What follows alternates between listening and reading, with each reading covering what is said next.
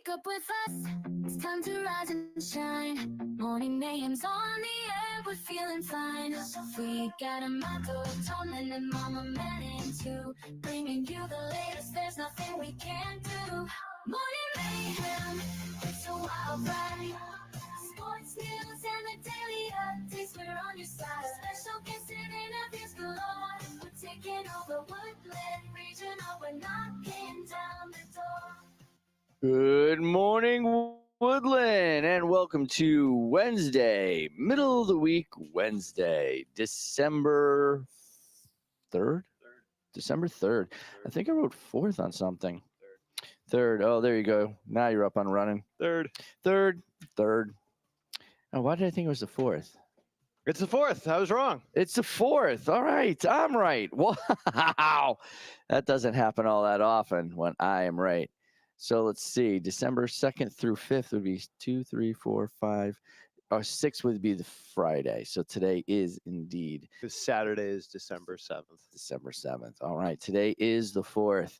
And a crisp 4th it was. A little bit of snow last night out there. So exciting. I don't know if it was a forecast. I thought tonight was the night. Tonight's the big one. Tonight, the dusting, the night we make history. Yeah, I think we're gonna have the dusting to blizzard-like conditions. Well, Yes. However they do it, because whenever snow comes in, the meteorologists just like absolutely lose their minds.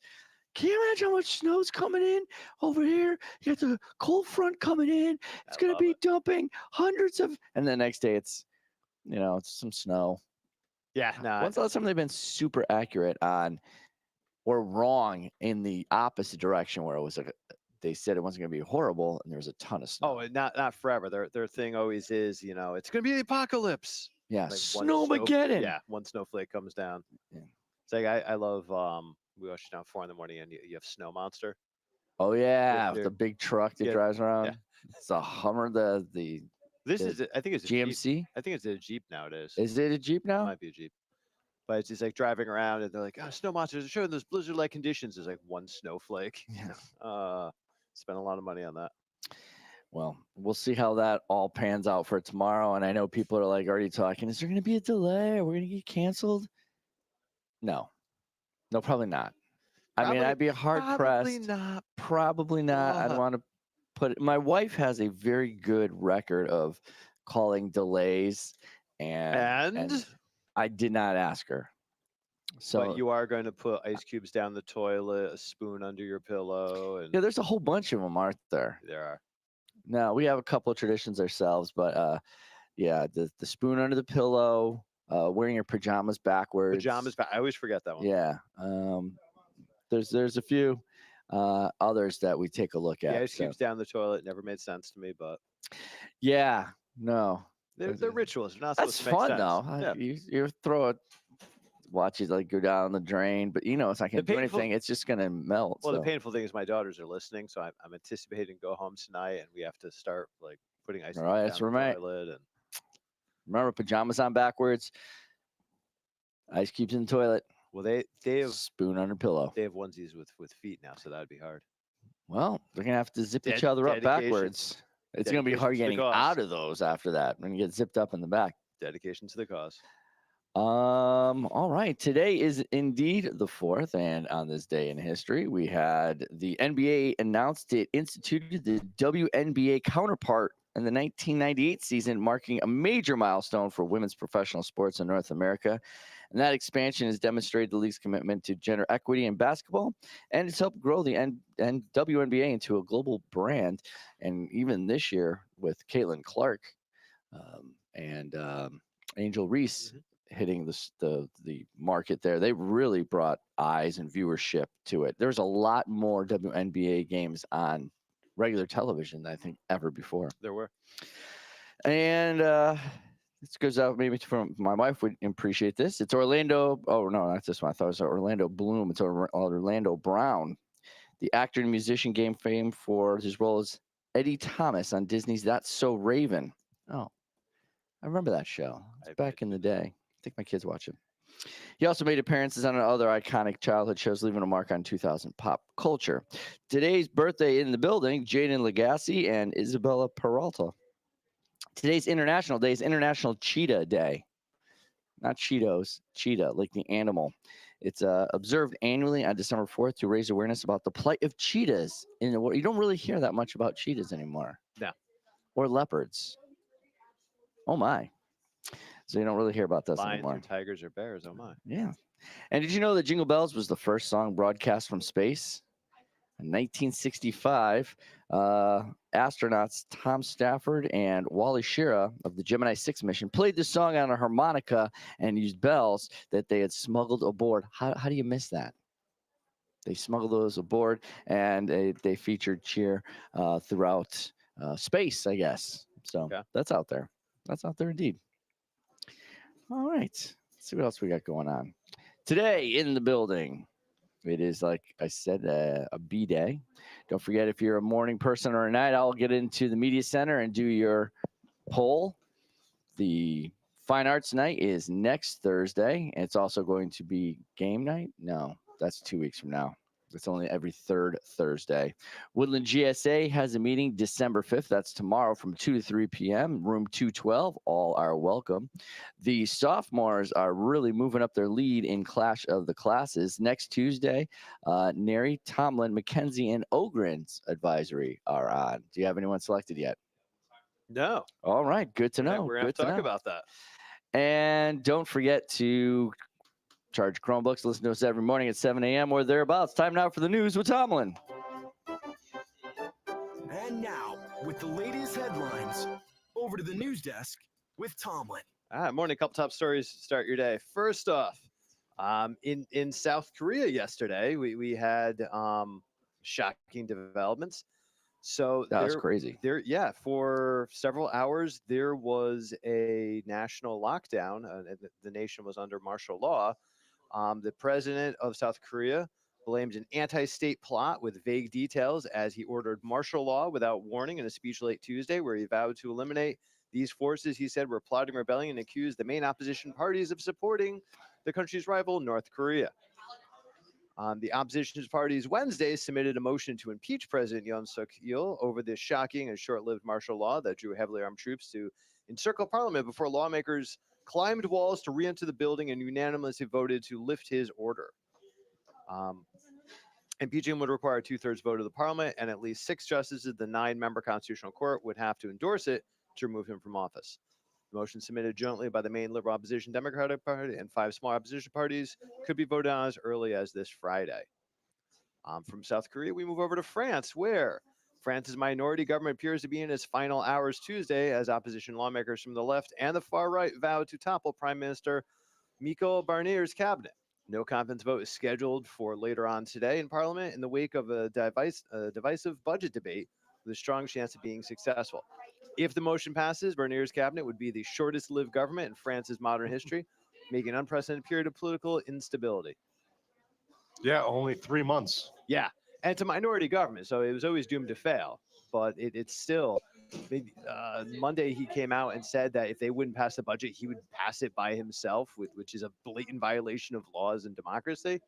Well, it's weird because now you have the extreme left and the extreme right all united, which never happened. So, and Le Pen's party is going to end up coming out on top because she's really seized control of that as the upstart, resurgent right-wing party of France. So, even though she said she would support the moderates. Yeah, of course. Yeah. Australia is banning social media for people under 16. No, right? No comment.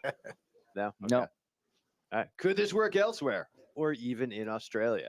So it's set to go into effect starting next year, and it'll be slowly rolled in, banning TikTok and the Facebook and the Google and the MySpace, and the Free Space, and all those spaces would be barred for kids under 16.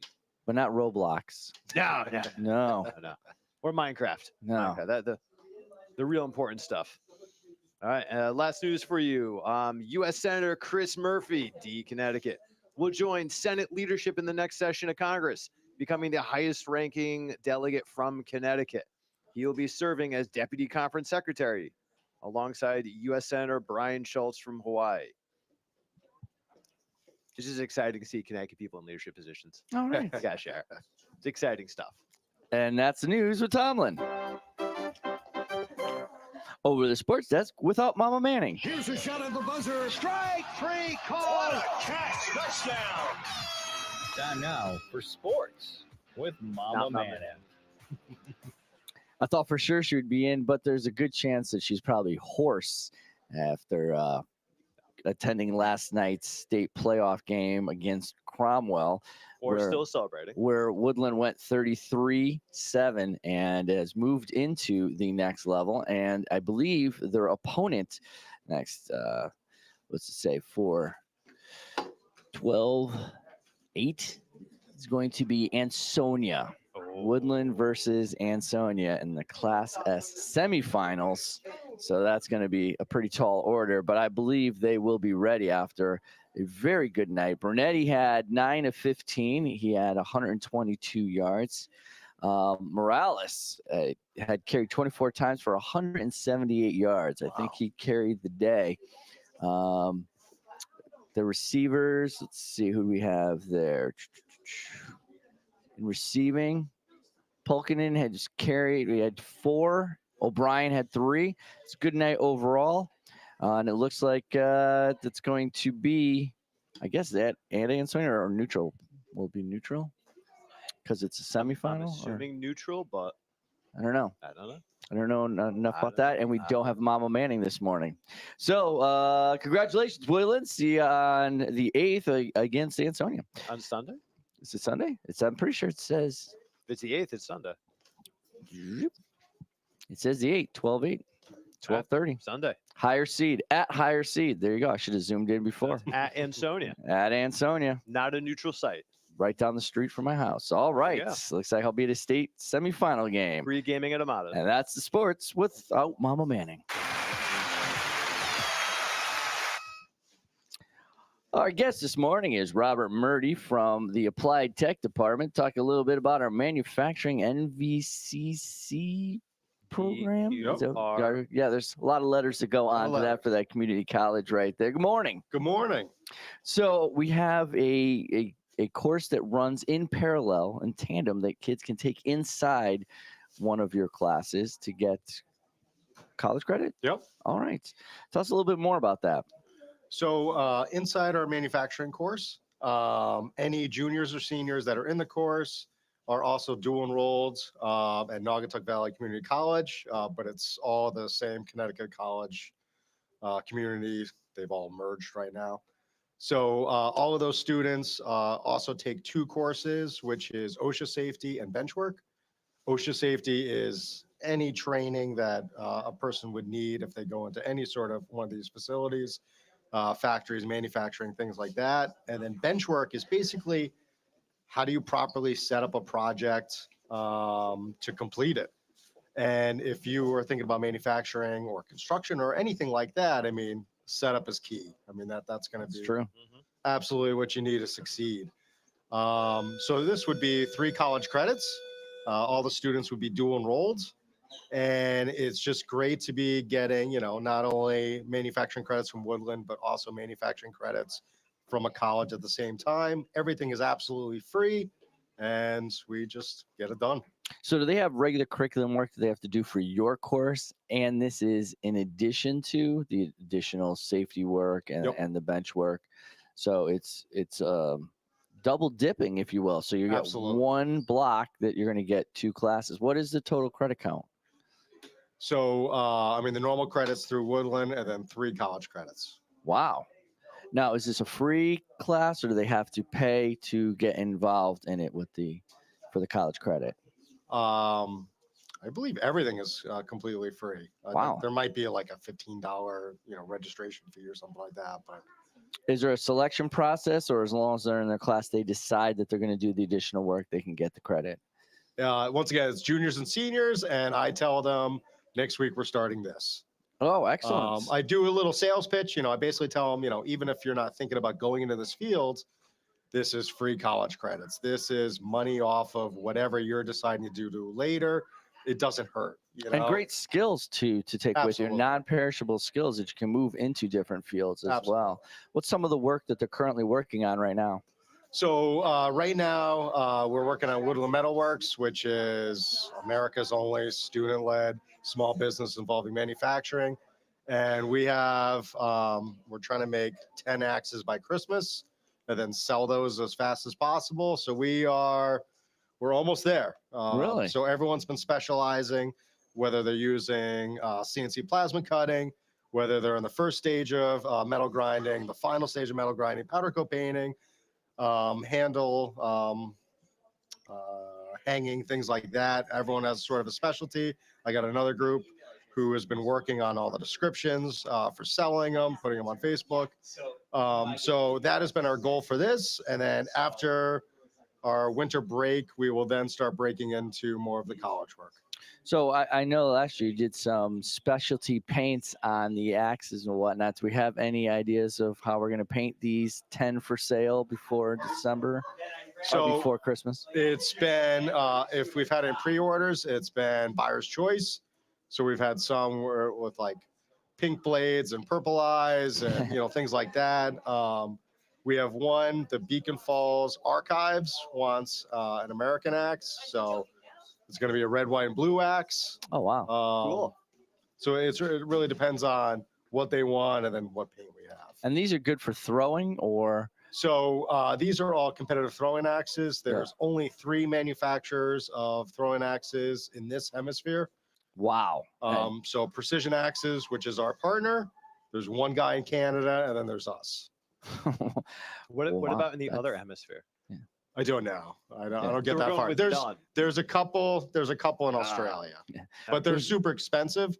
So our goal and Precision's goal was always to make lightweight throwing axes that are affordable. They really believe in getting people outdoors. They're part of the logging industry out in California. And so their goal was to once again make this cheap so people could just enjoy sports outdoors affordably. So you guys each have your own region, basically. The Canadian has their whole Canada North section. Precision is out west, and you're the East Coast distributor of throwing axes. Oh, I wish it was like that. We are actually in charge of the high school timber sports market. So when they partnered with us, they gave us that portion of their business. Gotcha. But then we've also been, there's some locals who are not competitors, but because it's Woodland made, they've wanted to be part of it. So we've been working with them, but yeah, we do high school timber sports. All right, which is a burgeoning sport. Yeah, we when I started the team 8 years ago, I was the second team, and now we're up to 6. Wow. So we're finally growing and making a league.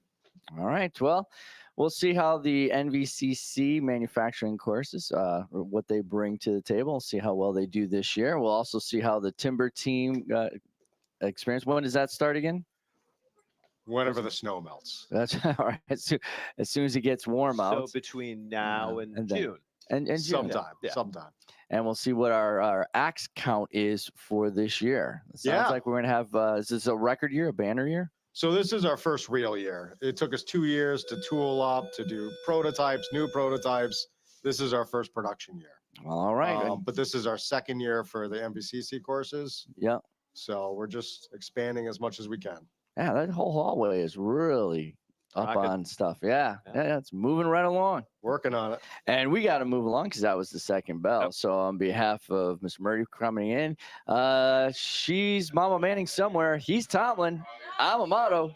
Good morning, Woodland. Morning mayhem, it's a wild ride. Sports news and the daily updates, we're on your side. Special guests and interviews galore. We're taking over Woodland Regional. We're knocking down the door. Every morning at 7 a.m. Check us out on Facebook, YouTube, and Instagram too. We're streaming on Spotify. We're reaching out to you. Join the Morning Mayhem crew. Knocking down the door.